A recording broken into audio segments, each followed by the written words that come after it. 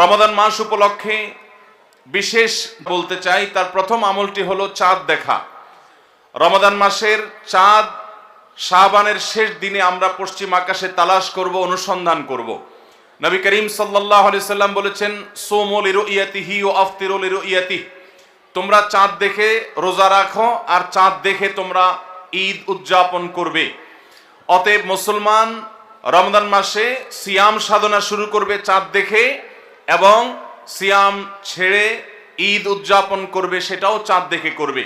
আর এই চাঁদ দেখাটা নবী করিম সাল্লাল্লাহু আলাইহি সাল্লামের গুরুত্বপূর্ণ একটি সুন্নাহ। চাঁদ দেখতে গিয়ে কেউ যদি চাঁদ দেখতে পান তিনিও সওয়াব পাবেন। যদি আপনি চাঁদ তালাশ করেন আর চাঁদ দেখতে নাও পান তারপরও আপনি সওয়াব পাবেন, কারণ আপনি চেষ্টা করেছেন।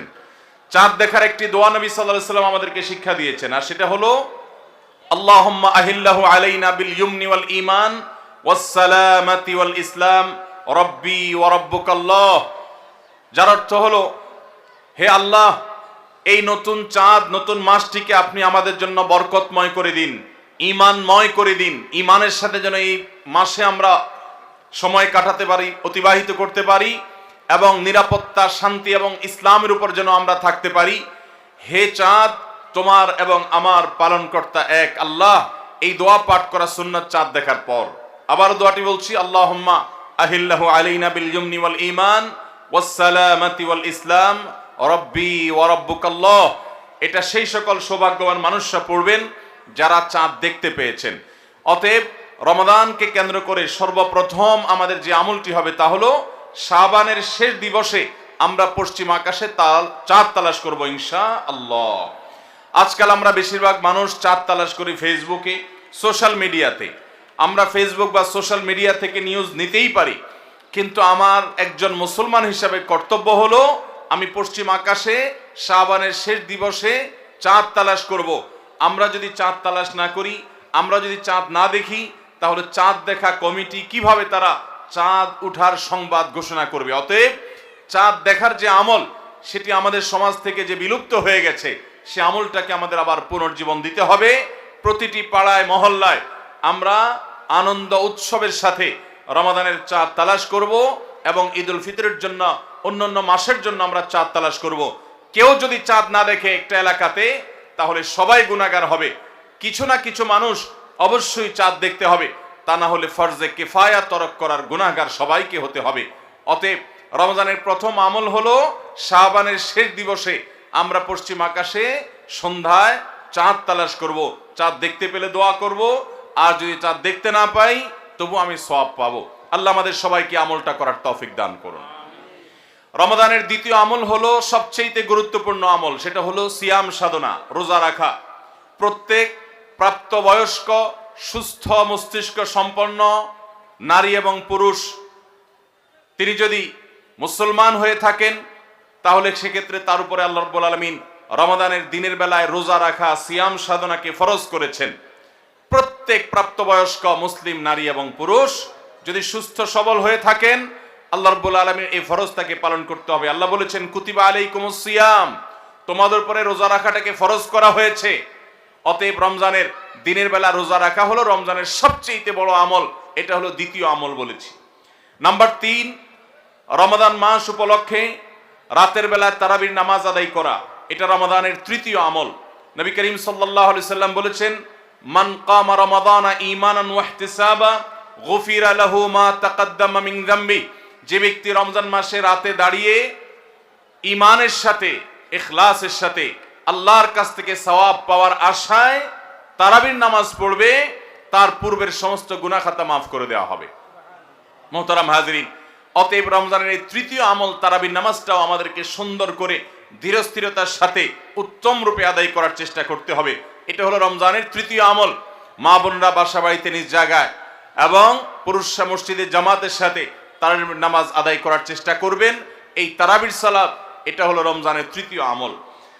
নাম্বার 4, রমজানের চতুর্থ আমল হলো সাহারি করা।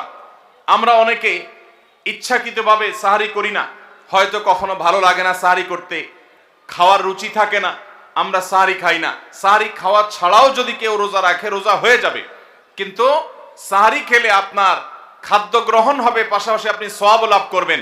প্রতিদিনই আপনি খাবার খান, এই সমস্ত খাবার খাওয়াটা জায়েজ, এটার কারণে আপনার কোনো সওয়াব হবে না যদি আপনি সাধারণ ভাবে আপনি খাবার খান। কিন্তু আপনার নিয়ত যদি হয় ভোর রাতে খাবার গ্রহণ করছেন আপনি, কেন? রোজা রাখবেন সেজন্য। রোজার নিয়তে ভোর রাতে যে খাবার খাচ্ছেন, যেটাকে সাহারি বলা হয়, এই খাবারটা খেলে আপনার শুধু পেট ভরবে তা নয়, এর মাধ্যমে একটা সুন্নতের জিন্দা করার সওয়াব, একটা সুন্নতের আমল করার সওয়াব আপনার আমলনামায় লেখা হবে। নবী করিম সাল্লাল্লাহু আলাইহি সাল্লাম বলেছেন, তাসাহহারু ফাইন্না ফিস সাহুরি বারাকা, তোমরা সাহারি খাও, কারণ সাহারির খাবারের মধ্যে বরকত আছে। এই খাবারের মধ্যে বরকত আছে, এটার মধ্যে কল্যাণ আছে, এটা আমাদের আত্মিক বরকতের কারণ, এটা আমাদের শারীরিক বরকতের কারণ। এই জন্য রমাদান মাসে আমাদেরকে সাহারি খেতে হবে যথাসম্ভব। পেট ভরে খাওয়া কোনো জরুরি না, কিছু একটা মুখে দেন সাহারির নিয়তে, আপনি সওয়াব পেয়ে যাবেন। তাহলে 4 নম্বর আমল হলো সাহারি খাওয়া। 5 নম্বর আমল হলো সাহারিটা শেষের দিকে খাওয়া। এখনো অনেক মুরব্বীরা আছেন গ্রামাঞ্চলে, তারা মাঝরাতে সাহারি খেয়ে ফেলেন, 12টা 1টার দিকে সাহারি খেয়ে ফেলেন। সাহারি খাওয়ার জন্য সবচেয়ে উত্তম সময় হলো রাতের শেষ প্রহরের একেবারে শেষের দিকে।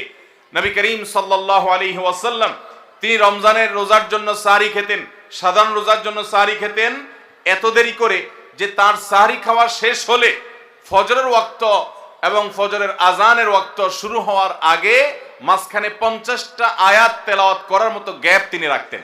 তার মানে তার সাহারি খাওয়া শেষ আর ফজরের ওয়াক্ত শুরু, এই দুইয়ের মধ্যে 50টা আয়াত তেলাওয়াত করার মতো সময় তিনি রাখতেন। তার মানে আনুমানিক 20-25 মিনিট সময়, এতটুকু গ্যাপ তিনি রাখতেন তার সাহারি খাওয়ার পর। অতএব সাহারি শেষ সময় খাওয়া সুন্নত। এর মানে আবার এটা না যে মুয়াজ্জিনে আজান দিতে থাকবে ততক্ষণ পর্যন্ত, বা যা আজানের 10-20 সেকেন্ড আগ পর্যন্ত খেতে থাকবো, এটা সুন্নাহ নয়। সুন্নাহ হলো যে আজানের 20-25 মিনিট আগে কমপক্ষে 50টা আয়াত তেলাওয়াত করতে যে সময় লাগে, 20-25 মিনিট লাগে না, সাধারণত 10-15 মিনিটে 50টা আয়াত তেলাওয়াত করা যায়। তো এই পরিমাণ সময় অন্তত গ্যাপ দিয়ে তারপরে সাহারি খাওয়া। তাহলে শেষের দিকে সাহারি খাওয়া, এটা হলো রমাদানের 5 নম্বর আমল। আমরা অনেকে শেষের দিকে সাহারি খাই না, অনেক আগে খাই। একটু শেষের দিকে খাওয়াটা হলো সুন্নাত। নবী করিম সাল্লাল্লাহু আলাইহি সাল্লাম বলেছেন, এই উম্মত মুসলমান জাতি ততদিন কল্যাণের মধ্যে থাকবে, তারা কল্যাণের উপরে প্রতিষ্ঠিত থাকবে যতদিন তারা সাহারি বিলম্ব করে খাবে, দেরিতে খাবে, শেষের দিকে খাবে। নাম্বার 6 নম্বর আমল হলো রমজান উপলক্ষে ইফতার করা। ইফতার মানে নাস্তা খাওয়া। সারা বছর আমরা দিনের বেলায় শুরুতে নাস্তা খাই, কিন্তু এর কারণে কোনো সওয়াব আমাদের আমল নামায় লেখা হবে এমন কোনো কথা বলা হয় নাই। কিন্তু রমজান মাসের সন্ধ্যা যখন আপনি ইফতার খাবেন, এই ইফতার খাওয়ার মাধ্যমে আপনি একটা সুন্নাহর উপর আমল করলেন, এটার কারণে আপনার আমল নামাতে একটা সওয়াব লেখা হবে। সওয়াবের আশা যদি আপনার থাকে, ইফতারের নিয়ত যদি আপনার থাকে, তাহলে এর মাধ্যমে আপনি সওয়াব লাভ করবেন। এই ইফতার করা এটা রমজানের একটা গুরুত্বপূর্ণ সুন্নাহ। ইফতার যদি কেউ নাও করে রোজা হয়ে যাবে, কিন্তু সুন্নাহ তরক হয়ে গেল। এই জন্য ইফতারে যতটুকু তৌফিক হয় ততটুকু কিছু না কিছু মুখে দেওয়া, এটা সুন্নাহ, রমজান মাসের 6 নম্বর আমল। 7 নম্বর আমল হলো ইফতারটা তাড়াতাড়ি করা, ইফতার বিলম্বে না করা। আমরা অনেকে আছি ইফতার অনেক বেশি দেরি করি। আমরা মনে করি যত দেরি করে ইফতার করা যায় ততই বোধহয় রোজাটা নিশ্চিতভাবে শুদ্ধ হয়, সঠিক হয়। এটা ভুল ধারণা।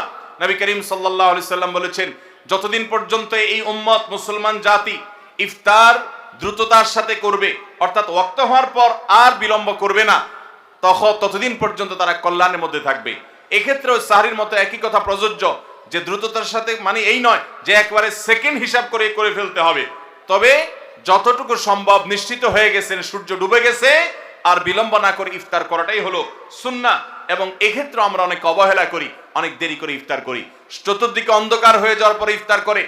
সাধারণত শিয়ারা এবং অনেক বিভ্রান্তরা আহলুস সুন্নাহ জামাতের সকল ওলামায়ে কেরামের ওলামায়ে কেরামের ঐক্যবদ্ধ ফতোয়া হলো যে ইফতার তাড়াতাড়ি করা হলো সুন্নাহ। অতএব 7 নম্বরের রমজানের আমল হলো ইফতার তাড়াতাড়ি করা। 8 নম্বরের রমজানের আমল হলো ইফতারের দোয়া পড়া। ইফতারের দোয়াটা আমরা অনেকে জানিও না, আবার অনেকে জানলেও সেটা কখন পড়তে হয় সেটা জানি না। ইফতারের শুরুতে বিসমিল্লাহ বলে ইফতার শুরু করতে হবে, ইফতার করা শেষ, এরপরে দোয়া পড়তে হবে।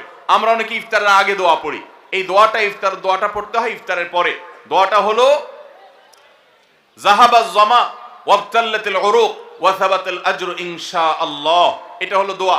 যাহাবাজ জামা মানে হলো আমার পিপাসা দূর হয়ে গেল, ওয়াবতাল্লাতিল উরুক আমি ইফতার করার মাধ্যমে প্রশান্ত হয়েছে, আমার শিরা উপশিরাগুলো সবগুলো সিক্ত হয়েছে, ওয়াসাবাতাল আজরু ইনশাআল্লাহ, এবং এই রোজার বিনিময় আল্লাহর কাছে সাব্যস্ত হলো ইনশাআল্লাহ। এই দোয়া পাঠ করা সুন্নাহ। তাহলে ইফতারের পর আমরা এই দোয়া পড়বো, যাহাবাজ জামা ওয়াবতাল্লাতিল উরুক ওয়াসাবাতাল আজরু ইনশাআল্লাহ। এটা হলো রমজানের 8 নম্বরের আমল, ইফতারের দোয়া পড়া।